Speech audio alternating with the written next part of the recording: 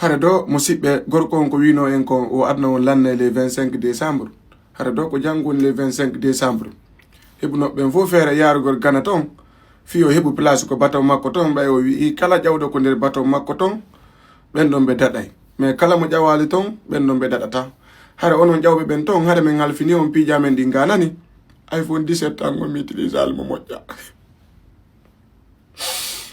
jom mbaali kadi satini ɗum ha ɗum murade ɗo hewti probléme ala on tawi men yeeso to nani ɗay do meɗen hooli allahu subhanahu wa taala on ɓeɗen andi ko kanko tagi adna o tagi lakara ko kanko andi ko ñalande honde adna lannata joni noon si tawi goɗɗo heɓike to wiɗo adna o lanna le janggo le 25 décembre hoɓɓe go heɓike kadi yawɓe ɓen ton fi o heɓu place ko nder bateau makko ton hare meɗen halfini on adna on hare meɗen halfini on adna on piiji amen ɗin fo meɗen halfini on résidence umen kon Dubai ɗo e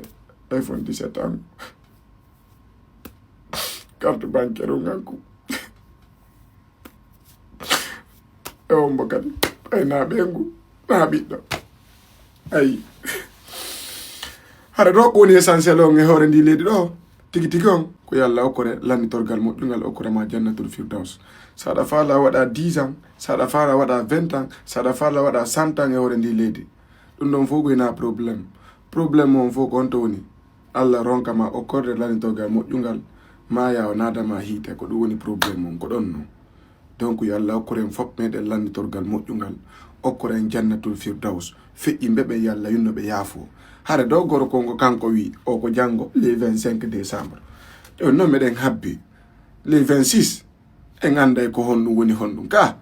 hare tigi tigi on sen fottoyi ton min ɗo miɗa yaafi fanɓe am ɓen fop waɗi ɓelam ɓe waɗalam ɗo yaafi on fo onon kay ɗo yaafilam wiye amina dan les commentaire nani